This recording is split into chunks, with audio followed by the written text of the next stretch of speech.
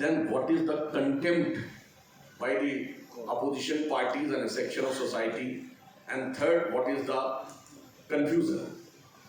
First, what is the concept of waqf? People used to say that this is the fundamental religious element of Islam. I think this statement is not correct. There are 5 fundamental duties in Islam: Roza, Kalma, Namaz, Hajj and Zakat. Waqf is not there. Waqf is a part of Zakat, that is donation for charity.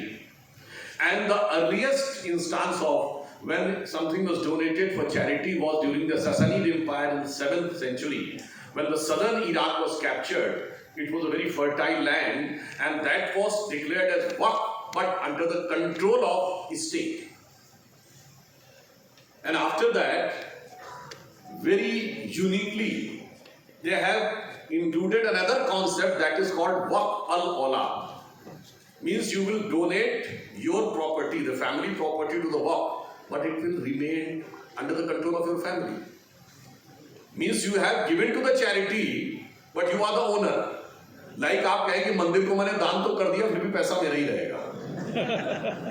और ये concept in properties, in parties को क्यों अच्छा लगता है? ये कहती है हम तो समाज सेवा कर रहे हैं, but still the party is my property. So they are having the concept of party al-aulad. So they are very much in favor of waqf al-aulad. अब यहाँ पर मैं आपसे एक बात कहना चाहूंगा कि इस कॉन्सेप्ट में एक फंडामेंटल एलिमेंट है. I would just like to quote one sentence. Since this is a matter related to Mohammedan properties, so it should be decided by Muslims only. Where does the issue of public policy appears? आपको लगेगा कि अभी जो parliament में debate हुई उनमें किसी opposition के पार्टी के नेता का स्टेटमेंट है, बट यू नो ये स्टेटमेंट किसका है? April 1913 Mohammad Ali Jinnah in imperial legislative council in favour of the Waqf al aulad. सब 1913 से 2025 तक लैंग्वेज नहीं बदली है. And if you look at this concept, in 1894 British government ने वक्फ वल औलाद को प्रिवी काउंसिल ने डिनाउंस कर दिया था. और उसके लिए सर सैयद अहमद, जो कि अलीगढ़ मुस्लिम यूनिवर्सिटी के फाउंडर हैं, which was considered a very thorough Islamic scholar, उन्होंने ये कहा था कि वक्फ अल औलाद is not the concept, fundamental concept of Islam. इसके लिए उन्होंने मुजार शब्द का प्रयोग किया था. एंड ऑन दैट बेसिस ये चेंज हुआ. मगर शायद हमारे कांग्रेस के लोगों को याद हो ना याद हो, 1906 कैलकाटा कांग्रेस अधिवेशन में एक रेजोल्यूशन पास होता है कि 1894 का जजमेंट में कुछ गलती है, मुसलमानों को वक्त मिलना चाहिए कंट्रोल. क्योंकि 1904 में जिन्ना ने कांग्रेस ज्वाइन कर ली थी. और फिर 1913 का एक्ट आता है जो जिन्ना सपोर्ट करते हैं, मतलब प्रोड्यूस करते हैं, कांग्रेस सपोर्ट करती है, और British government under the influence of Jinnah in Congress, मतलब तब तो जिन्ना कांग्रेस के हिस्से थे, वो उसको दे देती है. आफ्टरवर्ड्स अगर आप देखें तो जैसा कि अभी तेजस्वी जी बता रहे थे, 1913 से 2013 तक, 1913 to 2013, 17 लाख प्रॉपर्टीज, 17 लाख एकड़, 17 lakh acre. And then from 2013 to 2023, 21 lakh acres are added. But one thing you mind, before our government came in 2013, क्या कॉन्सेप्ट था? साहब मुस्लिमों की तो हालत बहुत खराब है.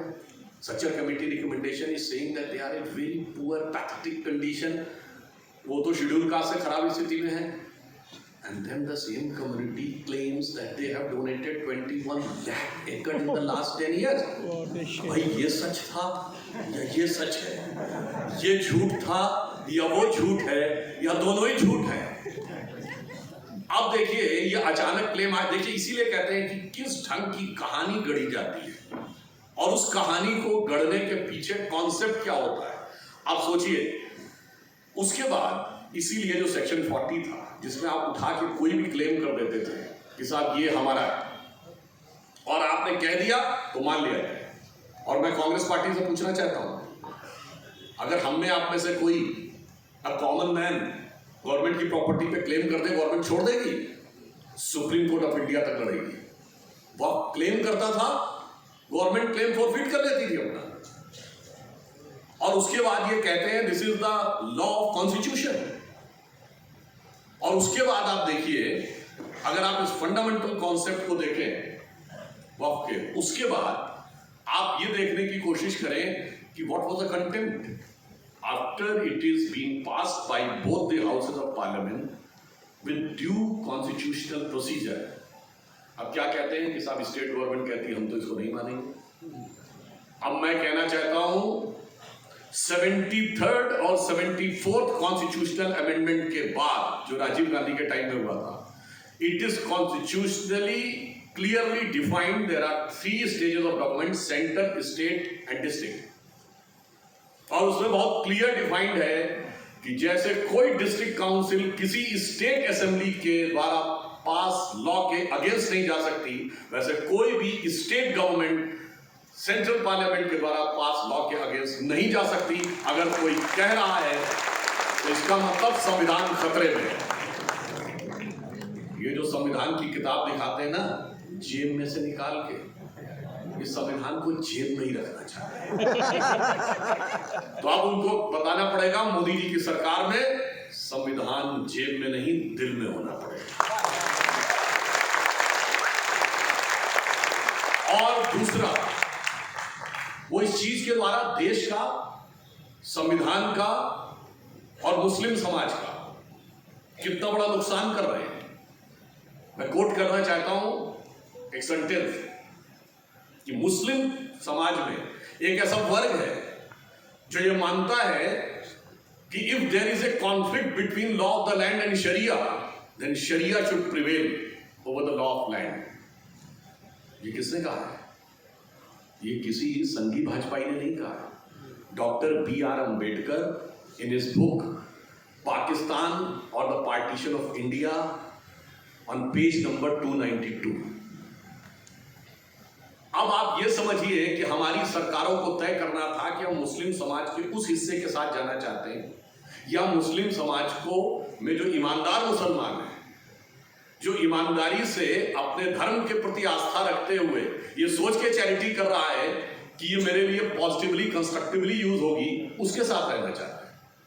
ये लोग वो गलती कर रहे हैं जो डॉक्टर अंबेडकर बता के गए थे कि ये गलती नहीं कर रहा है, वही गलती कर रहे हैं। और जैसा कि अभी तेजस्वी जी ने बताया कि किसी भी मुस्लिम कंट्री में वक्फ एक्ट में ऐसे प्रावधान नहीं है, neither in Saudi Arabia which is the birth place of Islam, nor in Indonesia, which is the biggest Muslim country, nor the Turkey, which was a seat of Khalifa, Turkey का खलीफा होता था जहाँ, neither the Iraq, which was once a time of seat of Baghdad Khalifa, न Syria में जो ISIS का इलाका है, न पाकिस्तान में, न बांग्लादेश में।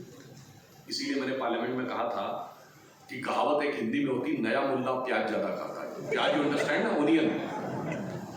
अच्छा, मगर यहां पर तो नॉन मुल्ला प्याज ज्यादा खा रहा था। अगर ज्यादा प्याज आप काट रहे हो ओनियन तो आंखों से आंसू आने लगते हैं ना। इतना प्याज खा रहा था, इतना प्याज खा रहा था कि देश के भी आंसू निकल रहे थे, संविधान के भी आंसू निकल रहे थे, ईमानदार मुसलमान के भी आंसू निकल रहे थे। मैं ईमानदार मुसलमान के क्यों कहना चाहता हूं? वक्फ बोर्ड ने जिन प्रॉपर्टीज को क्लेम किया उसमें 3165 केसेस हैं जहां मुस्लिम्स की प्रॉपर्टीज को इनकोच कर रखा है, and they are matters are in the tribunal और कोर्ट। 3165 मुसलमानों की प्रॉपर्टीज को क्लेम करके रखा हुआ है। और आपको मजेदार बात पता है कि इस 39 लाख एकड़ में 20 लाख एकड़ रूरल एरिया में। पहली बात तो रूरल एरिया में मुस्लिम्स की पॉपुलेशन कितनी है, और रूरल एरिया में न जमींदारी है, न नवाबी है, न सुल्तानी है, तो कहां से इतनी जमीन है कि 20 लाख एकड़ दान की हुई है? ये सोचने वाली बात है। इसीलिए जिस सेक्शन 40 की बात कर रहे थे, बहुत साफ साफ कहा गया अब कोई आर्बिट्रेरी क्लेम नहीं चलेगा। आर्बिट्रेरी क्लेम जैसे यहां विजयपुर डिस्ट्रिक्ट में कर्नाटका में पूरा एक गांव क्लेम कर लिया, तमिलनाडु में तिरुचेंदुरी डिस्ट्रिक्ट में पूरा गांव क्लेम कर लिया, ऐसे ही बिहार में गोविंदनगर डिस्ट्रिक्ट में पूरा गांव क्लेम कर लिया। अब ये गांव का क्लेम नहीं होगा, आपको पेपर दिखाने पड़ेंगे। सरकार ने एकदम जस्ट काम किया, उसने 2-3 चीजें बिल्कुल क्लियर कर दी है, इसमें कोई कंफ्यूजन नहीं होना चाहिए। एक, जो मस्जिदों की कमेटी है, जो दरगाहों की कमेटी है, जो कब्रिस्तानों की कमेटी है, वो कमेटीज का वक्त से कोई लेना देना नहीं है, वो एज इट इज रहेंगी। उसमें आप जिसको रखना चाहे रखें, नॉन मुस्लिम तो छोड़िए, आप अपने परिवार का रखना चाहे रखें। Those trust and committees are different and this body is over and above, like the temples and the other things are different. और फिर जो एक धर्म स्थल मिनिस्ट्री होती है दैट इज डिफरेंट, लाइक गुरुद्वारे हो या मस्जिदें हो या चर्चेज हो, तो माइनॉरिटी अफेयर्स मिनिस्ट्री अलग है और ये अलग काम कर रहे हैं। अब आप ये नहीं कह सकते कि माइनॉरिटी अफेयर्स मिनिस्ट्री में मेरे ही रिलीजन का व्यक्ति होना चाहिए, वो नहीं हो सकता, this is a government body. फिर भी ये इसीलिए कहा गया है कि 2 नॉन मुस्लिम उसमें होंगे सिर्फ। तो एक बात तो पहले क्लियर है कि ये जो भ्रम फैलाने की कोशिश की जा रही है कि मस्जिदें, दरगाहें, कब्रिस्तान ये खत्म हो जाएंगे, इसमें कोई बात नहीं है। Second thing, various high courts के जजमेंट अवेलेबल है कि Waqf is not a religious matter. 1964 Allahabad high court ने क्लियर जजमेंट दिया है कि वक्फ कोई रिलीजियस मैटर नहीं है, ये प्रॉपर्टी के मैनेजमेंट का मैटर है। और उसमें बहुत क्लियर लिखा है, mutawalli of the Waqf is not equivalent to mahant of a temple. फिर 1976 में कलकत्ता हाई कोर्ट का बशीर अहमद स्टेट ऑफ बंगाल का जजमेंट आता है, वो और क्लियर कर देते हैं कि this matter is strictly of the secular character और कॉन्स्टिट्यूशन के आर्टिकल 26(2)(a) से इसका कोई लेना देना नहीं है। 1993 केरला हाई कोर्ट का जजमेंट आता है, वो भी और स्पष्ट कर देता है कि ना तो मुतव्वली का जो काम है वो रिलीजियस है, ना वक्फ बोर्ड का काम रिलीजियस है। It's a totally abstract body for the management of the land. मगर उसके बाद भी ये कहना है कि नहीं साहब, ये तो हम इसको रिलीजियस ही मानेंगे। अब आप एक और बात समझिए, इसमें बड़ी मजेदार बात यह है कि ये अचानक इतने क्लेम्स आ कैसे गए, और ये एक बड़ी लॉजिकल सी बात है। अभी आपने देखा होगा यहाँ पे हुबली में एक दौर में दरगाह को क्लेम कर दिया था, ईदगाह मैदान को, बाद में सुप्रीम कोर्ट ने हुबली धारवाड़ म्युनिसिपल कॉर्पोरेशन को उसको वापस किया। ताजमहल को क्लेम कर दिया था, तो सुप्रीम कोर्ट ने कहा भाई शाहजहां का लिखा हुआ फरमान दिखाओ, उसके बाद मानेंगे। Then the claim was forfeited. But एक जरा दिमाग लगाइए, 1707 में औरंगजेब की डेथ के बाद साउथ इंडिया पर तो मुस्लिम्स का कंट्रोल एकदम खत्म हो गया था। देन द साउथ इंडिया का इलाका सिर्फ आप हैदराबाद निजाम का इलाका कह सकते हैं जो किसी मुस्लिम स्टेट के कंट्रोल में था। बाकी या तो मद्रास प्रेसिडेंसी था, या मैसूरी स्टेट था, या त्रावणकोर, कोचीन और मालवार स्टेट था, और वो 1947 तक रहा। इसी ढंग से अब आप कहते हैं मुंबई में किसी की प्रॉपर्टी क्लेम करेंगे, मान लीजिए किसी भी XYZ की, बिजनेसमैन की, तो मैं पूछना चाहता हूं 1707 में औरंगजेब की डेथ के बाद भैया महाराष्ट्र पर तो टोटल मराठों का कंट्रोल हो गया था। Even fact of the matter ये था कि जो बाद में फर्रुख सियार 1717 में दिल्ली का राजा बना, फिर जो बहादुर शाह फर्स्ट बना 1725-30 के आसपास, उसमें तो सारा रेवेन्यू कलेक्शन का कंट्रोल मराठों के हाथ में आ गया था। From Lahore to Karnataka they were receiving the revenue. Mughal कहां रह गए थे? 1739 में नादिर शाह ने दिल्ली को लूट लिया था। 1761 में आगरा पर महाराजा सूरजमल का कब्जा हो गया था। 1764 में बक्सर की लड़ाई के बाद ब्रिटिश गवर्नमेंट ने शाह आलम से द्वितीय से सेकेंड शाह आलम 2 से एक इलाहाबाद की संधि साइन करवाई थी, जिसमें सारा नॉर्थ इंडिया लिखवा दिया था। और उसके बाद जो शाह आलम दिल्ली के रूलर कहलाते थे, ये शाह का मतलब तो आप समझते हैं, आलम मतलब वर्ल्ड, यानी दुनिया का राजा। उसके बारे में दिल्ली में कहावत चलती थी, दिल्ली में जो लाल किला आपको पता है, और पालम उस इलाके को कहते हैं जहां IGI एयरपोर्ट है। तो कहा जाता था सल्तनत शाह आलम दे लाल किले दे पालम। यानी रह तो सिर्फ इतनी गई थी, मगर सडनली आफ्टर 240 years ये फरमान आ कैसे गए? What was the legitimacy of that claim? Does British revenue record show? No. Then how come you have revived those claims just on the basis of your verbal assumption if the Waqf board thinks that this property belong to Waqf? तो ऐसा नहीं हो सकता है कि 240 साल के बाद आप अचानक कह दें कि साहब ये प्रॉपर्टी तो थी और वो भी कागज नहीं है। जैसे आपको पता है कि ये जो तमिलनाडु का मंदिर था, इन्होंने कहा अरकाट के नवाब ने कभी दिया था 1582 में, सूरत नगर निगम कभी मुगलों के टाइम में दी गई थी। ये एक बड़ा लीगल लॉजिकल क्वेश्चन है जो लीगल एक्सपर्ट्स को सोचना चाहिए कि जब आपका पास उस जमीन का पोजीशन ही नहीं था, अगर ब्रिटिश रेवेन्यू रिकॉर्ड्स में वो वक्फ के रूप में दर्ज है, then you are having some claim.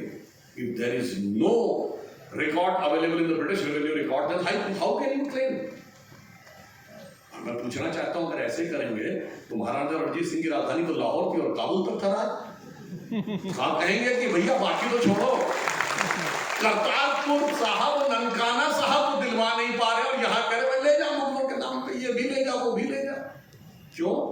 कारण ये है कि जो हमारी पार्टियां हैं ये आज तक उस माइंडसेट से निकल नहीं पाई हैं कि जो मुस्लिमों के बीच में मेहनत करके उनका समर्थन नहीं चाहते, ये शॉर्टकट चाहते हैं।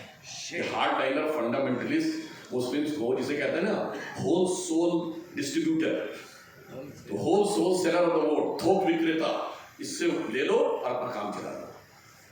हम ये लोग मुस्लिम समाज में डर पैदा करके उनका वोट चाहते हैं, खौफ पैदा करके, फियर। हम कॉन्फिडेंस पैदा करके चाहते हैं।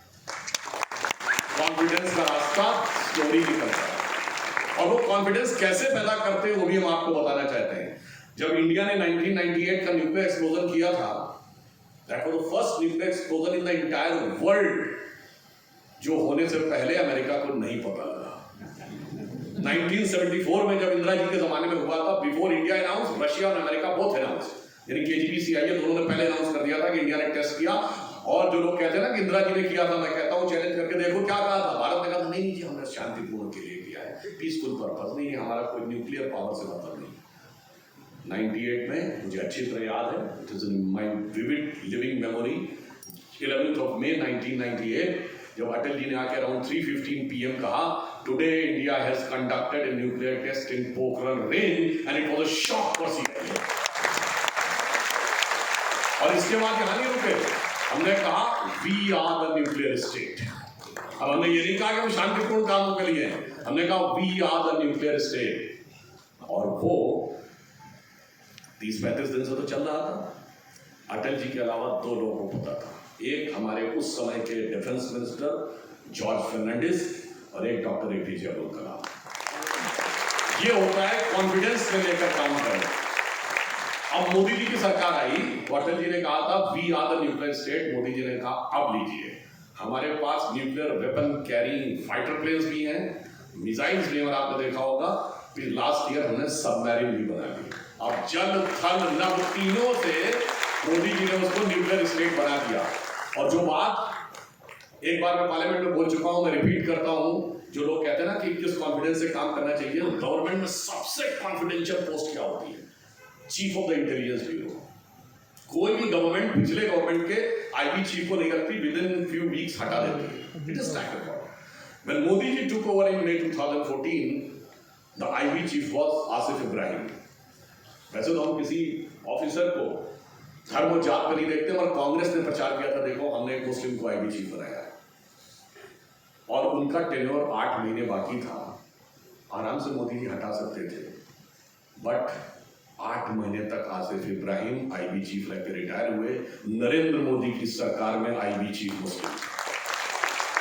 ये है कि हमने कॉन्फिडेंस में रहकर काम करने का प्रयास किया, और ये लोग क्या करते हैं, डराओ भड़काओ और इस प्रकार का एक वातावरण बनाओ ताकि लगे डर कर वोट तुम्हारे पास आए। और इसीलिए इनका कॉन्सेप्ट क्या है, मुस्लिमों को डराओ और हिंदुओं को बांटो। उसके बाद टुकड़े टुकड़े करके एक टुकड़ा इधर से लो और एक टुकड़ा कट्टरपंथियों से लो, दोनों को जोड़ो और सत्ता का एक टुकड़ा कब्जा कर लो। फिर देखा जाएगा क्या होगा 20-25 साल बाद। फिलहाल तो हम अपना खा पी के मजा ले लें सत्ता का, ये सोच है। इधर हमारी सोच क्या है कि प्रधानमंत्री श्री नरेंद्र मोदी जी ने कहा ये अमृत काल है 2022 to 2047। उन्होंने कहा 25 साल का ये रोड मैप है और ये वो बेस बनाएगा जो आने वाले 1000 ईयर तक इंडिया को इनलाइटन करेगा और जो 5000 साल पुराने भारत से प्रेरणा ले रहा है। तो हमारा रोड मैप 25 साल का है, थॉट प्रोसेस 1000 साल का है और सोर्स ऑफ इंस्पिरेशन 5000 साल का है। ये कहते हैं फिलहाल 2-4 इलेक्शन देखो, फिर देखा जाएगा क्या होगा। इसलिए इनकी सोच और हमारी सोच में एक फंडामेंटल डिफरेंस। इसीलिए मैंने आपसे ये कहने का प्रयास किया कि इस वाक्य बिल में ईमानदारी से, और फिर मैं पूछना चाहता हूं, if you are asking about charity, 39 lakh एकड़ जमीन, you need a single hospital. I'm just asking for Muslims. Single school, single library, single university, single orphanage, single house or shelter home for widows, for divorcees, single for the दिव्यांग, एक भी नहीं। और साथ फिर charity. तो ये बताइए, ये आप अपने धर्म के साथ ईमानदारी कर रहे हैं या दगा कर रहे हैं? On the contrary, there are n number of examples of farm houses on waqf land, 5-star hotels on waqf land। यहाँ भी तो शायद वो विंडसर के ऊपर क्लेम है ना। And moreover, इतना ही नहीं, शॉपिंग मॉल्स, कमर्शियल प्रॉपर्टीज।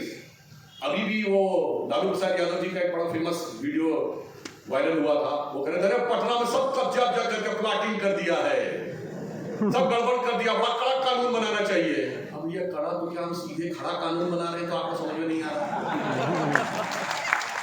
इसीलिए कहना चाहते हैं कि this is between the selection of the 2 sect of Muslim, one who is honestly trying to give its land and donation to the virtuous pious purpose, और वो गरीब है, and those who are trying to become, who are usurping all the properties and trying to terrorize the government कि तुमको हमारी तरफ से चलना पड़ेगा। बट मोदी जी की गवर्नमेंट गरीब के हक के साथ खड़ी है, धमकाने वाले के साथ। इसीलिए मैंने पार्लियामेंट में कहा था कि ये चुनाव है एक शरीफ मुसलमान शराफत अली और कब्जा करने वाले ग्रुप शरारत खान के बीच में, और हमारी सरकार शराफत अली के साथ खड़ी है। शरारत खान को बहुत बुरा लग रहा है। मैं ये भी कहना चाहता हूँ, 1948 में जमींदारी एबोलिशन एक्ट आया, सबकी प्रॉपर्टीज ले ली गई, और 2013 में एक ऐसा एक्ट आया कि गरीब की प्रॉपर्टी देके एक जमींदारी क्रिएट कर दी है।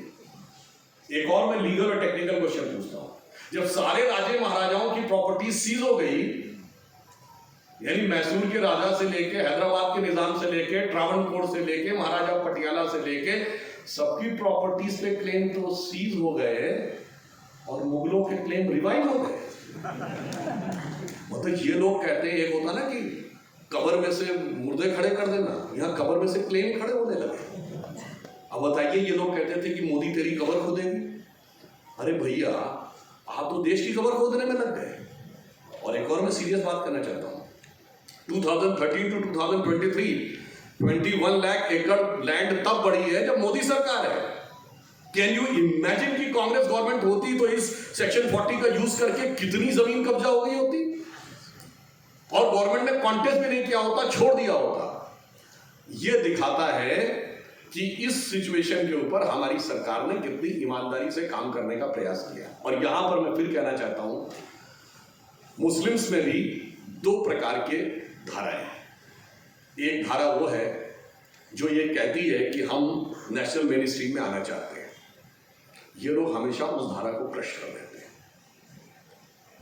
आई वुड लाइक टू रिमाइंड, आप लोगों ने वो बाजीराव मस्तानी फिल्म के बारे में सुना होगा। अगर आपने देखी हो तो उसमें लिखा रहता, this is based on a novel Padmavat. Padmavat एक नॉवेल है, एक काव्य है, मतलब that is a poetic novel, जिसमें कि अलाउद्दीन खिलजी को अत्याचारी दिखाया गया है और राणा रतन सिंह को वीर दिखाया गया है। You know who has written the Padmavat? Malik Mohammad Jayasi. और आज तक आपने किसी को नहीं देखा होगा मलिक मोहम्मद जायसी की जयंती मनाते हुए। कृष्ण भक्ति के बड़े कवि हुए आलम शेख, किसी को नहीं देखा होगा आलम शेख के यहाँ जाते हुए। कभी आपने देखा होगा बहुत बड़े कृष्ण भक्त कभी हुए सैयद इब्राहिम रस खान, जिनके बारे में मैंने पार्लियामेंट में ही बोला था, कभी नहीं देखा होगा। वो तो इतने बड़े भक्त थे, उन्होंने कहा मेरा तो एक जन्म कम है, मैं तो चाहता हूँ मेरा एक और जन्म हो तो भी मैं कृष्ण भक्त बनूं। अगर मैं मनुष्य के रूप में बनूं तो ग्वाल वालों के बीच में जाऊं, जिसमें नंद बाबा के गांवों में जो ग्वाल वाले थे, और अगर पशु यानी एनिमल बनूं तो नंद बाबा की गायों के बीच में। कभी आपने नहीं देखा होगा कि वहां पे गए। अब्दुल रहीम खान खाना के उसमें कभी नहीं जाते देखा होगा। और इन सारी चीजों से अलग, आप में से शायद औरंगजेब का नाम हम सबने सुना होगा, दारा शिकोह के बारे में बहुत कम लोग जानते होंगे। Dara Shikoh was the elder brother of Aurangzeb and he was a designated successor from Shah Jahan, and he was very much interested in Indian knowledge system and Hindu knowledge system. He studied Sanskrit, then he studied Upanishads, then he translated Upanishads into Farsi, Persian, और उसका नाम रखा सिर्रे अकबर। किसी को दारा शिकोह की जयंती मनाते नहीं देखा होगा, जिसको सो कॉल्ड गंगा जमुनी तहजीब कहते हैं। वैसे तो बड़ी अजीब बात लगती है, गंगा भी हमारी, जमुना भी हमारी और तहजीब तुम्हारी। अरे भाई हम तो तब माने जब तुम कहते हैं दजला फरात की तहजीब जो इराक में होती है। ये जो कम्युनिस्ट कहते हैं तो चाइना की जो लड़कियां हांगो और सिटी कैंग, यांग सिटी कैंग और हांगो की तहजीब तो गंगा जमुना में ही मिलती है। कारण ये तहजीब वही है जहां गंगा को माता मानने वाले और जमुना को माता मानने वाले लोग। अब आप सोचिए, ये लोग उसको नहीं मानते, ऑन दी कॉन्ट्रेरी किसको मानते हैं? उस दारा शिकोह का सर काटने वाले औरंगजेब। कब मानते हैं? इस एआई की एज में। भाई हम तो इस समय इंडिया के सॉफ्टवेयर कैपिटल में खड़े हैं, एआई की एज में औरंगजेब को खड़ा कर दिया। और लोग कहते हैं ना, देखिए इस मामले को पार्टी पॉलिटिक्स से ऊपर रखिए, जिसे हिंदी में कहते हैं दलगत भावना से ऊपर। तो भाई साहब दलगत भावनाओं से ऊपर उठ के औरंगजेब को खड़ा कर दिया। कांग्रेस वाले भी साथ में हैं, सपा वाले भी साथ में हैं, एमआईएम वाले भी साथ में हैं, और डीएमके वाले भी साथ में हैं, सब औरंगजेब के साथ में हैं। अब यहां मैं ये भी कहना चाहूंगा, 39 लाख एकड़ जमीन पे एक भी चैरिटी का काम नहीं, total income 166 crore, net profit 1.25 crore only, और गवर्नमेंट को टैक्स देने की जरूरत ही नहीं। ऑन दी अदर हैंड 2.77 एकड़ लैंड पे राम मंदिर, 3000 करोड़ की अर्निंग पिछले 2-3 सालों में, और 400 करोड़ का गवर्नमेंट को टैक्स। 2.77 एकड़। स्टिल इन सरकारों का प्रिजम्पशन क्या था कि हिंदू मंदिरों का मैनेजमेंट सही नहीं हो सकता है, जो इतना टैक्स दे रहे हैं। मगर जो 1.25 करोड़ 39 लाख एकड़ में दे रहे हैं, वो बहुत बढ़िया मैनेजमेंट कर रहे हैं, उसमें तो हस्तक्षेप ही नहीं होना चाहिए। आप सोचिए किस तरह की डायकोटोमी की थिंकिंग इन लोगों ने प्रोपोगेट की और देश के लिए कैसा चैलेंज बनाया। अब यहां पे हम एक बात और भी कहना चाहते हैं, मुस्लिम समाज के लिए आपको भी ये सोचने की जरूरत है कि आपको कहां लेके जा रहे हैं। जो बात मैंने पार्लियामेंट में बोली थी उसको थोड़ा और एक्सटेंड करके आपको बताता हूं। एक दौर था जब मुस्लिमों में, मैं I am talking about the Islamic world, not of the India, उसमें भी एक इंटेलेक्चुअल क्लास था।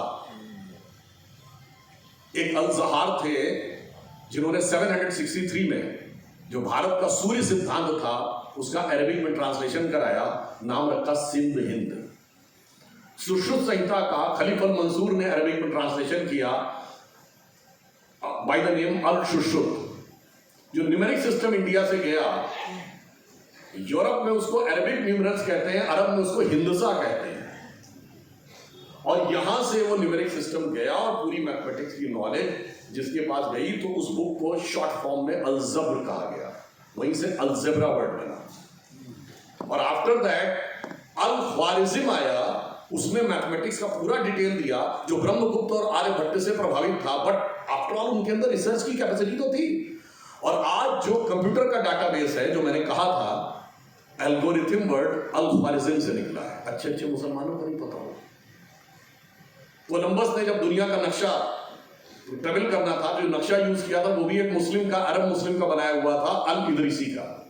और आपको पता है एक जमाने में जब बगदाद में एक बहुत बड़ी इनकी यूनिवर्सिटी थी जिसका नाम था बैतुल हिकमत यानी सेंटर ऑफ नॉलेज, जब वो इस्टेब्लिश होनी थी तो आज जो टर्की की राजधानी इस्तांबुल है, जिसको तब कॉन्स्टेंटिनोपल कहते थे, तो किंग जस्टिनियन का रूल था कॉन्स्टेंटिनोपल पे। उसके पास इन्होंने अपना संदेश भेजा कि आपके पास ग्रीस हिस्ट्री के टाइम की बड़ी वैल्यूएबल बुक्स हैं, तो क्या उसमें से आप कुछ हमें दे सकते हैं। जस्टिनियन की काउंसिल बैठी। अब देखिए उस समय क्रिश्चियंस में वो कॉन्सेप्ट था जो धीरे धीरे मुस्लिम्स में आ गया। जस्टिनियन की काउंसिल ने कहा कि ये लोग मांग रहे हैं ना, सब दे दीजिए इनको, क्योंकि जो बाइबल में लिखा है उसके अलावा सब बेकार है, कुछ पढ़ने की जरूरत नहीं है। और इतना ही नहीं, जो बाइबल में लिखा उसके बाहर जो पढ़ेगा वो अपने आप खत्म हो जाएगा, वो सब पाप है, इनको दे दीजिए। और सैकड़ों ऊंटों पर लाद कर कॉन्स्टेंटिनोपल से बगदाद आया, और जो बैतुल हिकमत का फर्स्ट चांसलर जो बना उसका नाम था Ishaq bin Hunain. He was not Muslim, he was Christian. आप सोचिए नॉलेज का वो बेस था। उसके बाद आया अशरी मूवमेंट इस्लाम में। उसके बाद ऐसा पीछे गए कि पिछले 400, 500, 600 सालों में in the entire Islamic world कोई साइंटिस्ट पैदा ही नहीं हुआ। अगर 500 साल के बाद पैदा हुआ तो डॉक्टर APJ अब्दुल कलाम, मगर हमने उसको प्रेसिडेंट बनाया और ये उनके खिलाफ खड़े हो गए, नहीं बनने देंगे। And I remember the year 2007 जब कलाम साहब को सेकंड टर्म मिलना था। हम लोगों का मानना था कि कलाम साहब को सेकंड टर्म मिले। अब कलाम साहब नहीं है, उनके जो प्राइवेट सेक्रेटरी खान साहब थे उनकी भी डेथ हो गई। मुझे इसलिए पता है उस समय राजनाथ सिंह जी पार्टी के प्रेसिडेंट थे। कलाम साहब से बात हुई थी और उन्होंने कहा अगर यूनानिमस हो जाएगा तो वो एक्सेप्ट कर सकते हैं। हम लोगों को उम्मीद थी कि शायद यूनानिमस होगा, मगर DMK भी तैयार नहीं हुई, जबकि कलाम साहब तमिलनाडु के थे। ना RJD तैयार हुई, ना समाजवादी पार्टी तैयार हुई, ना कांग्रेस तैयार हुई, जो मुस्लिमों के सबसे बड़ा नंबरदार बनते हैं। But in the same year of 2007, after a proper clear-cut verdict of Supreme Court against Afzal Guru, who was the prime architect of attack on parliament, all these parties were running for his clemency. उसको फांसी ना मिले इसके लिए सब दौड़ लगा रहे थे दिल्ली तक। 2007 में अफजल गुरु को फांसी नहीं मिलनी चाहिए, मगर कलाम साहब दोबारा नहीं आने चाहिए। आप सोच लीजिए कौन किस तरीके के मुस्लिम्स के साथ खड़ा था और हम किसके साथ खड़े थे। अभी भी हमने जिनको गवर्नर बनाया है, आरिफ मोहम्मद खान साहब बिहार के गवर्नर है, अभी तक केरल के गवर्नर थे। इसमें इस समय पूरे पॉलिटिकल क्लास में तो कोई ऐसा नहीं होगा जो उनसे बड़ा नॉलेजेबल पर्सन हो, जो हदीस कुरान को सीधे कोट कर सकता हो, अरबी फारसी को कोट कर सकता हो। हम चैलेंज करके कहते हैं पॉलिटिकल क्लास में तो कोई नहीं होगा, अच्छे अच्छे मुल्ला मौलवी उनसे बात नहीं कर सकते, वो इनको अच्छा नहीं लगता। इसलिए एक बहुत बड़ी प्रॉब्लम ये हिंदू मुसलमान की होती नहीं है, ये प्रॉब्लम है मुस्लिम्स में। दो थॉट प्रोसेस, एक थॉट प्रोसेस है बाबर, तुगलक, औरंगजेब, जिन्ना, टीपू सुल्तान, याकूब मेनन, इशरत जहां, जाकिर नायक, अफजल गुरु, हाफिज साहब, ओसामा जी। दूसरा है सैयद इब्राहिम रफ्तान, अब्दुल रहीम खान खाना, आलम शेख, अशफाकुल्ला खान, वीर अब्दुल हमीद, ब्रिगेडियर मोहम्मद उस्मान और APJ अब्दुल कलाम। भाई आप नहीं चुनना चाह रहे हो, ये आपकी गलती है कि आप ट्रैक 2 पे नहीं ट्रैक 1 पे चलना चाह रहे हो। और कौन चला रहा है? यही सेकुलर चला रहे हैं। और इन्होंने चलाकर कहां पहुंचाया? पूरे इस्लामिक वर्ल्ड को। आप ये बताइए जिस समय जिस देश को आजादी मिली, जो मैं कंफ्यूजन की बात कहता हूं, इस देश को जब आजादी मिली तो उस समय जितनी भी माइनॉरिटीज थी, सिखों की 1-2 रियासतें को छोड़ दें तो ना कोई क्रिश्चियन रियासत थी, ना कोई ज्यूस रियासत थी, ना कोई पारसी रियासत थी, और ना ही कोई यहूदी रियासत थी। 1-2 महाराजा पटियाला को छोड़ दे सिख रियासत नहीं थी, यानी बाकी सब तो एकदम नॉर्मल थे। फिर भी आज सबसे लिटरेट कम्युनिटी है पर्शियन, जोरोस्ट्रियन 0.001% की। सबसे हाईएस्ट प्रॉस्परस कम्युनिटी है जैन, 1% की माइनॉरिटी। सबसे इंटरप्रेन्योरशिप कम्युनिटी है सिख, 1.8% की माइनॉरिटी। और जिनकी रियासतें उत्तर से दक्षिण तक थी, पटौदी के नवाब, रामपुर के नवाब, जूनागढ़ के नवाब, लखनऊ के नवाब, भोपाल के नवाब, हैदराबाद के निजाम, वो कहते हैं हम तो साहब बिल्कुल किसी लायक नहीं रहेंगे, ना पढ़ाई, ना लिखाई, ना कुछ करने में, मगर बनवाया हमने था सब कुछ। मतलब हम ही ने ताजमहल बनवाया था, हम ही ने लाल किला बनवाया था, हम ही ने सब कुछ बनवाया था, अब पता नहीं हम क्या करने लगे, हम तो किसी लायक नहीं रह गए। इसके लिए दो ही लोग जिम्मेदार हैं, उनका नेतृत्व और ये सेकुलर पार्टियां, जिसे लाइन में कहूंगा आज भी आपने देखा होगा बहुत से लोग ये कहते हैं ना कि ये किसका किला किसके बाप ने बनवाया था। तो मैं साफ कहना चाहता हूं, हमारी सरकार ये मानती है कि जो एक आम गरीब मुसलमान है उसके बाप का हिंदुस्तान है, मीर अब्दुल हमीद के बाप का हिंदुस्तान है, ब्रिगेडियर मोहम्मद उस्मान के बाप का हिंदुस्तान है, अबुल कलाम के बाप का हिंदुस्तान है। पर अगर कोई ये कहे कि हैदराबाद का चार मीनार किसके बाप ने, मेरे बाप ने बनवाया था, दिल्ली का लाल किला मेरे बाप ने बनवाया था, आगरे का ताजमहल मेरे बाप ने बनवाया था, तो उसके बाप का हिंदुस्तान नहीं। यहां पर यह बात बहुत क्लियर है। इसलिए यहां प्रॉब्लम क्या है कि ये लोग उसी दिशा में आगे जाना चाहते हैं, नए इंडिया को नए स्वरूप में नहीं ले जाना चाहते, और इस चीज के लिए इस प्रकार के वातावरण बनाए गए। आप ये सोचिए, एक एंगल और समझिए, जिन गवर्नमेंट्स को या जिन हुकूमतों के फरमान को ये लोग लेजिटिमेट मानते हैं, ये हुकूमतें वो थी जिनमें जिम्मी का कॉन्सेप्ट था। जिम्मी समझते हैं ना, non Muslim subject in a Muslim rule. जजिया का कॉन्सेप्ट था, गाजी का कॉन्सेप्ट था। उन हुकूमतों के ऑर्डर को अगर बाबा साहब संविधान में आप मान्यता दे रहे हैं तो बाबा साहब की संविधान का अपमान कर रहे हैं। और मैं फिर कहना चाहता हूं, कट्टरपंथी मुस्लिम वोटों के चक्कर में ये हमारे ऊपर आरोप लगाते हैं, ये मनुस्मृति की बात थी। नहीं साहब, आपने इस कॉन्स्टिट्यूशन को शरिया स्क्रिप्ट बनाने का काम किया। अदरवाइज मैं चैलेंज करके पूछता हूं, you name a single secular country in the world जिसमें ट्रिपल तलाक, हलाला, मेहरम, हज subsidy, Waqf board, and if there is a conflict between Sharia and Supreme Court, I am talking about Shahbano case, in that case the Parliament of India has trounced the judgment of Supreme Court and put Sharia over and above the Constitution. एक secular country बता दीजिए, अपनी बात वापस लेने को तैयार है। इसलिए ये लड़ाई ईमानदारी से संविधान का पालन करने वालों के बीच में और संविधान को अपनी जेब में रखने वालों के बीच में। और मैं एक और भी बात यहां पे कहना चाहता हूं, बहुत सी ऐसी चीजें हैं जो बड़ा दुष्प्रचार किया जाता है।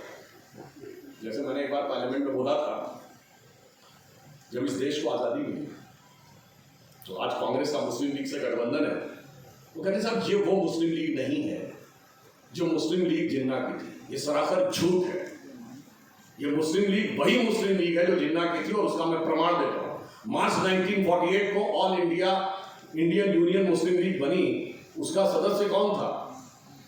पीजे पोकर साहब बहादुर और मोहम्मद इस्माइल। ये वही थे जो मद्रास प्रेसिडेंसी के जिन्ना के मुस्लिम लीग के चीफ थे। 1946 की कॉन्स्टिट्यूएंट असेंबली में उन्होंने पूरा कैंपेन किया था साउथ इंडिया में कि मुस्लिम should vote for favour of Pakistan. Madras presidency की 30 मुस्लिम सीटों में से 30 में 30 मुस्लिम लीग ने जीती थी, और बॉम्बे प्रेसिडेंसी की 28 में 28 जीती थी with 95% of the Muslims vote. और यहां से तो कोई नहीं गया। और आपको शायद बहुतों को न पता हो कि बाबा साहब अम्बेडकर आज के इंडिया से चुन के नहीं आए थे कॉन्स्टिट्यूएंट असेंबली में, क्योंकि कांग्रेस ने इंश्योर किया था कि वो न चुन के आने पाए। वो आज चुन के आए थे तो आज हिस्सा बांग्लादेश में चला गया। मगर मोहम्मद अली जिन्ना 1946 की कॉन्स्टिट्यूएंट असेंबली में कहां से चुन के गए थे? न रावलपिंडी से, न पेशावर से, न लाहौर से, न कराची से, न ढाका, न चिटगांव से, मुंबई से। मुंबई की बाइकुला सीट से गए थे विद 95% वोट्स। तो क्या 95% वोट चले गए? नहीं साहब, आप उस जहनियत को जिंदा रखना चाहते हैं। सरदार पटेल ने बहुत क्लियर कट कहा था कि जब 28 अगस्त 1947 को कॉन्स्टिट्यूएंट असेंबली में इसी मुस्लिम लीग ने, ये आज की मुस्लिम लीग ने, मुस्लिमों के लिए सेपरेट इलेक्ट्रेट की मांग की थी। और वो सेपरेट इलेक्ट्रेट की मांग जानते क्या थी? ये नहीं था कि जैसे एससी के लिए रिजर्व सीट है वैसे मुस्लिम के रिजर्व हो। वो ऐसी सीट होंगी जो मुस्लिम के लिए रिजर्व होंगी, और वोट देने का अधिकार भी सिर्फ मुस्लिम को ही होगा।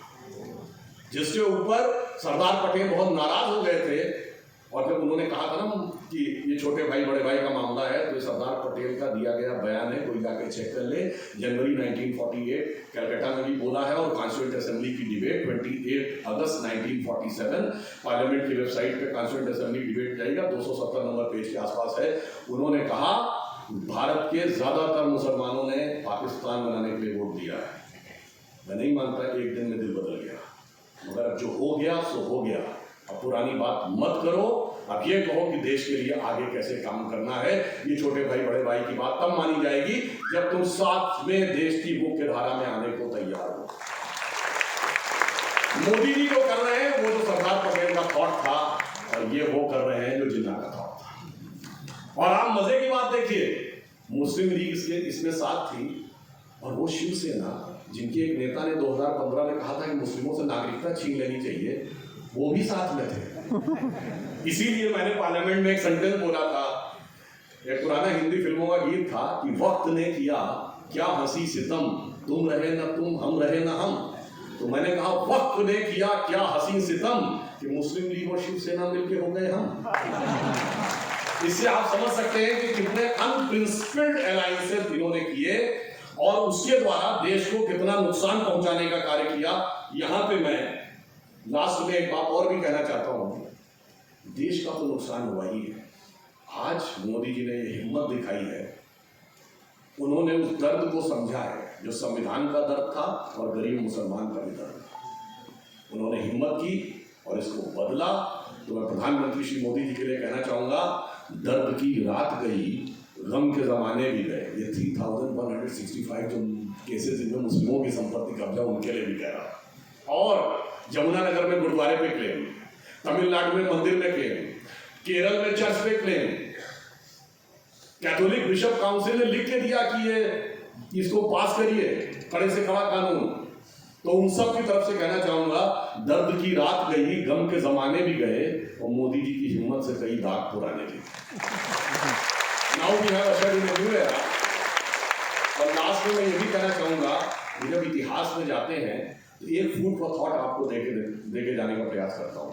हिस्ट्री में क्या गजब पढ़ाया जाता है। जो कुछ आए वो बाहर से आए, नंबर 1। जो अच्छा लाए वो बाहर से लाए। मतलब हिस्ट्री बताती है कि आर्य ही नहीं बाहर से आए, आर्य से लेके आलू, गोभी, मिर्च, टमाटर सब बाहर से आए। ठीक। अच्छा, अगर आके यहाँ कुछ अत्याचार किया तो तुमने बुलाया था, और इसके बावजूद जो कुछ गलत हुआ गुलामी के काल में, तुम ही जिम्मेदार थे। भाई अगर हम गुलाम थे तो 1000 साल में सोसाइटी में जो गलतियां गड़बड़ियां हुई, उसके लिए हम कैसे रिस्पॉन्सिबल हो सकते हैं? Ruler was responsible. हम तो रूलर थे नहीं, तुम ही रिस्पॉन्सिबल हो। तो इसका मतलब हम डिसीजन ले रहे थे, तो हम गुलाम नहीं थे। नहीं, गुलाम तुम हो। ये देखिए कैसी डायकोटमी। गुलाम इसलिए बनाना है कि आपके अंदर कॉन्फिडेंस का है, और गलतियों के लिए आप ही को जिम्मेदार बताना है, ताकि आपके अंदर बिखराव पैदा किया जा सके। एग्जाम्पल के लिए हिजाब का इशू यहाँ आया था, हम सब ने पढ़ा कि हिंदू समाज की बहुत बड़ी पूरी थी पर्दा प्रथा, जबकि हमारे यहाँ पर्दा प्रथा का कोई उल्लेख नहीं है। कोई कितनी देवियों की फोटो आपने पर्दे में देखी? ये इस्लामिक आक्रमण के संबंध में आई। और डॉक्टर बाबा साहब अम्बेडकर ने यह बात पाकिस्तान और पार्टीशन ऑफ इंडिया में क्लियर कट लिखा है कि हिंदुओं में पर्दा प्रथा है, पर उसको कोई धार्मिक सैंक्शन नहीं है। मुस्लिम्स में पर्दा प्रथा को धार्मिक सैंक्शन है। इसके बावजूद कुरीति हमारी हो गई और धर्म से जोड़ दिया, दूसरे की नहीं। आपने सुना होगा ना जो कहते हैं कि वो पैटर्नल सोसाइटी के शब्द क्या प्रयोग होता है? पुरुष प्रधान समाज, पितृसत्तात्मक व्यवस्था, ऐसे संस्कृत निष्ठ शब्द मतलब हमको बताया जाता है। और 4 बीवी रखना जो है पितृसत्तात्मक नहीं है, हलाला पितृसत्तात्मक नहीं है। साउथ इंडिया में कहेंगे देवदासी प्रथा को लेकर तमाम प्रकार की बात कहेंगे, और हलाला से पवित्रता को लेकर नहीं बोलेंगे। ये बहुत बड़ा षड्यंत्र था। इसीलिए आप देखिए, और एक और लास्ट में कहूँ, जो कहते हैं ना सब कुछ बाहर से आया। अच्छा, मजे की बात, जो बाहर से आया वो लुटेरा ही लेके आया। वही कहते हैं बाबर आया था तो तरबूज लेके आया, वाटरमेलन। जरा जाके चेक करिए वाटरमेलन की शेफ लाइफ कितनी होती है? 10-12 दिन। और 10-12 दिन में तो कजाकिस्तान से चलकर यहाँ आया नहीं जा सकता। तो कैसे लेके आया? अब दूसरी बात आप समझिए, अगर लाना भी था तो व्यापार तो वहां बहुत लंबे समय से हो रहा था, व्यापारी नहीं ला सकता। भाई हजारों सालों से ट्रेडर्स तो आ जा रहे थे, वो लाने के लिए किसी लुटेरे का इंतजार था ताकि लुटेरे को रिस्पेक्ट दी जा सके। और जबकि आप लॉजिकली सोचिए कि जो व्यापारी चलते थे वो ऐसा फूड रख के चलते थे कि 15-20 दिन तक काम आए, क्योंकि जो सी रूट से आते थे तो 15-20 दिन से पहले कोई दूसरा पोर्ट मिलता नहीं था। जबकि जो ये फौजें चलती थी ये अपने साथ बहुत सामान लेके नहीं चलती, जिस इलाके में जाती थी उसी गांव से ले लेती थी, नहीं तो लूट लेती थी। तो लॉजिकल ये है, इसके बावजूद हमारे दिमागों में ये बातें भरी जाती हैं। एंड में एक और बात कहूं, कांग्रेस ने जो कुछ किया हिस्ट्री में, कर्नाटक के साथ बहुत इंजस्टिस किया है। कहते हैं ना साहब, पंडित नेहरू ने ही भारत के architect of new India modern development. मैं आपसे पूछूं कि दुनिया का यूरोप के बाहर पहला शहर कौन था जहां रोड की इलेक्ट्रिसिटी आई? वो बेंगलोर था 1902, जब जवाहरलाल नेहरू 12 साल के। शिव समुद्रम पावर प्रोजेक्ट यूरोप और अमेरिका के बाहर पहला पावर प्रोजेक्ट था और वो महाराजा मैसूर ने शुरू कर दिया। कहते नहीं साहब हमने शुरू किया। Indian institute of sciences Bangalore और मैसूर यूनिवर्सिटी 1916 में बन गई। मिंटो आई हॉस्पिटल वर्ल्ड का पहला आई हॉस्पिटल था। उससे पहले हॉस्पिटल्स में आई डिपार्टमेंट होता था पर आई हॉस्पिटल नहीं होता, वो भी मैसूर में शुरू हुआ। सीवी रमन को नोबेल प्राइज आजादी से पहले मिल गया था। विश्वेश्वरैया ने डैम आजादी से पहले बना दिया था। मगर ऐसा लगता है, माना जाता है कि नेहरू जी 47 के बाद प्राइम मिनिस्टर बने तो आइंस्टीन की थ्योरी ऑफ रिलेटिविटी के तहत वो टाइम में बैठ गए और उन्होंने सबको प्रेरित कर दिया कि ये बनाया। इसलिए मैं यहाँ पर आप सबसे, where you are in the intellectual capital of country, मैंने कहा इंटेलेक्ट की जरूरत नहीं है, कॉमन सेंस की जरूरत है। और मैं लास्ट में कहना चाहता हूँ 2008 में मैं अमेरिका गया था और नॉर्थ कैरोलिना में बराक ओबामा ने अपने चुनावी सभा में 11 या 12 सितंबर 2018 में कहा था, we have to make our children work hard because we have to compete with Beijing and Bangalore. मगर they are making hard to put Bangalore back to the era of Aurangzeb and hijab. तो ये इन दोनों के बीच की लड़ाई है, बट बी वेरी श्योर कि अब हम एक पॉजिटिव डायरेक्शन से प्रधानमंत्री मोदी जी के नेतृत्व में आगे बढ़ रहे हैं। The time of India has arrived, इस बात में आप बिल्कुल आश्वस्त रहिए। चाइना पे कॉन्फिडेंस कोविड ने खत्म किया था, अमेरिका पे कॉन्फिडेंस डायरेक्ट वॉर खत्म कर रही है। आप सोचिए जो अमेरिका कर रहा है, it is the beginning of the end of, it can be said a beginning of the end of globalization. Colonization lasted for less than 200 years, communists lasted for less than 70 years, और 1 जनवरी 1995 को WTO बना and it is started declining less than 30 years.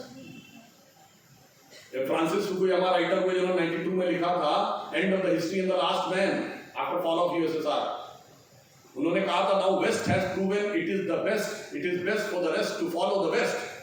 और आज क्या हो गया, वो इसके अलावा सब अपना अपना बचाओ, अपना अपना बचाओ। और इधर प्रधानमंत्री मोदी जी गए और एआई समिट में को चेयर बने। तो आज देश को तय करना है कि वो फ्यूचर में 5G रोल आउट एआई के साथ खड़ा है या औरंगजेब टिप्पू सुल्तान के साथ खड़ा है। तो lastly I would like to say कि भारत एक नए सिरे से आगे बढ़ने वाला है, इसमें कोई कंफ्यूजन नहीं है। और जिस विचारधारा को लेकर हम आगे बढ़ने वाले हैं वो पूरी दुनिया में सबका कल्याण करने के लिए है। हम वर्ल्ड पावर बन के किसी को डोमिनेट करने, परेशान करने के लिए आने वाले हैं। हम विश्व मित्र बनकर, विश्व गुरु बनकर दुनिया को नई लाइफ देने के लिए आने वाले हैं, जिसे मैं अटल बिहारी वाजपेयी जी, जिनका सेंचुरी ईयर चल रहा है, उनकी बड़ी फेमस कविता थी, हिंदू तन मन हिंदू जीवन रग रग हिंदू मेरा परिचय, उसके लास्ट स्टेंजा में कहता हूँ विच विल एग्जेम्प्लीफाई कि इंडिया का राइज होगा तो क्या होगा। We will not try to conquer others, we first try to conquer self, inner self. वो लाइन है, होकर स्वतंत्र मैंने कब चाहा मैं कर लूं जग को गुलाम, मैंने तो सदा सिखाया है करना अपने मन को गुलाम। गोपाल राम के नामों पर कब मैंने अत्याचार किया, कब दुनिया को हिंदू करने घर घर में न संहार किया। कोई बतलाए काबुल में जाकर कितनी मस्जिद तोड़ी, भूभाग नहीं शत शत मानव के हृदय जीतने का निश्चय, हिंदू तन मन हिंदू जीवन रग रग हिंदू में। और उसकी जागृति आपको दिख भी रही है जो कुंभ मेले में दिखा। तो इस लाइन के साथ समाप्त करता हूं। भारत मां अंगड़ाई दे, सुप्त चेतना जाग रही, ऋषि मुनियों की देवधरा फिर अपना रूप संभाल।